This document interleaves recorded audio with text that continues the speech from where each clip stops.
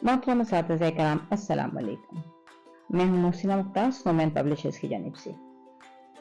और आज की इस वीडियो में हम बात करेंगे सफ़ा नंबर 22 की, जो कि knowledge wheel Urdu series play group के लिए लिखी गई किताब में मौजूद है। ये देखिए, ये है सफ़ा नंबर 22। या हर्फ पे का तारुफ दिया गया है। आप सफ़ा के सबसे ऊपर देखिए, 3 आइकन्स बने हैं, सुनना, बोलना और पढ़ना। इसका मतलब है हमें जुबान दानी की इन तीनों महारतों पे इस सफ़े की मदद से काम करना है। एक QR कोड मौजूद है जिसको कि आप स्कैन करके डिटेल लेसन प्लान हासिल कर सकते हैं। तो बच्चों को सबसे पहले हर्फ पे का तारुफ देते हुए हर्फ का नाम बताएंगे। बच्चों से कहेंगे ये है पे, पे, पे, पे। कम से कम 3 मरतबा आप कहेंगे और 2 मरतबा बच्चों से दोहराने को कहेंगे। उसके बाद किताब पर जो जुमला लिखा है आप वो जुमला पढ़ेंगे। कोशिश करेंगे कि आवाज़ के उतार चढ़ाव की मदद से पढ़ें और थोड़ा सा इस तरह पढ़ें कि बच्चे उसमें दिलचस्पी ले सकें। इस जुमले को देने की वजह जो है वो ख़ास तौर पे ये है कि बच्चे जुमले की साख को समझ सकें, जुमले की सुनने और बोलने की महारत पे हम बच्चों की काम कर सकें।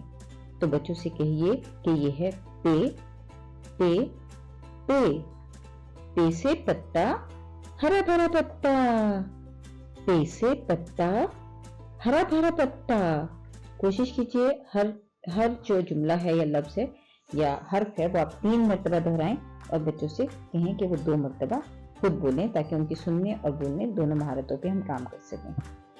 अब बच्चों को हमने हर्फ का नाम बताना है और हर्फ की आवाज बतानी है। तो बच्चों से कहिए कि ये है पे, इसका नाम है पे और आवाज है प।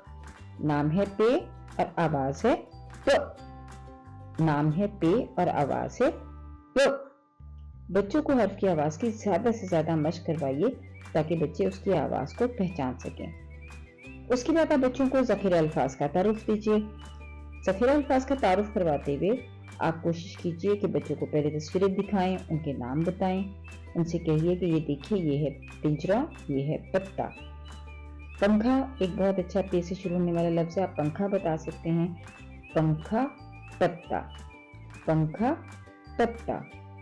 इन दोनों की इब्तदाई आवाज है प। प पंखा, प पंखा, प पंखा, प पत्ता, प पत्ता, प पत्ता।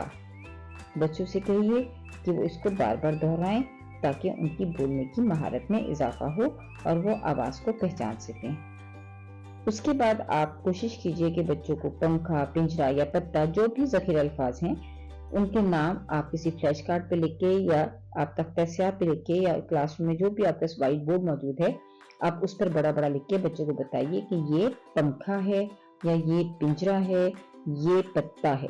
और फिर बच्चों से मुख्तलिफ जगहों पे लिख के या किताब में उनसे पहचानने को कहें।